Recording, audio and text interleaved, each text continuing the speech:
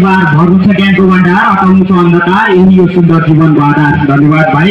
आदरणीय प्रधानाध्यापकज्यू, हामीलाई ज्ञानको ज्योति प्रदान गरी सधैँ सद्मार्गमा हिँड्न प्रेरित गराउनुहुने आदरणीय गुरुवर्ग र प्यारा विद्यार्थी साथीहरू, म श्री जनसेवा माध्यमिक विद्यालय कक्षा 10 मा अध्ययनरत छात्र भरत साईको तर्फबाट स्वीकार्नुहोस् न्यानो नमस्कार।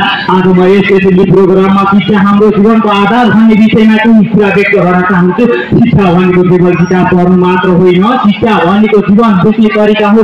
हाम्रो शिक्षा भएमा हामीले राम्रो सोच राख्न सक्छौँ, समाजलाई परिवर्तन गर्न सक्छौँ, उज्जवल भविष्य निर्माण गर्न सक्छौँ। शिक्षाले हामीलाई अनुशासन सिकाउँछ, समयको महत्त्व बुझाउँछ र आफूमा आत्मविश्वास जगाउँछ। विद्यालय एउटा ज्ञानको मन्दिर हो भने हामी सबै विद्यार्थी यस मन्दिरका साधक हौँ। हामीले शिक्षालाई केवल परीक्षा पास गर्ने माध्यम मात्र नभई आफ्नो लक्ष्य हासिल गर्ने औजारका रूपमा लिनुपर्दछ। त्यसैले हामीले आजैबाट समयको कदर गरौँ, गुरुजनको सम्मान गरौँ र आफ्नो लक्ष्य हासिल गर्न कडा कडा मेहनत गरौँ। हिजोका ती महान व्यक्तिहरू कुनै दिन हामी जस्तै विद्यार्थी थिए, उनीहरू सफल भए किनकि उनीहरू सधैँ अनुशासित र इमानदार थिए। अन्त्यमा शिक्षा बिना जीवन अधुरो हुन्छ, शिक्षा बिना प्रगति असम्भव हुन्छ।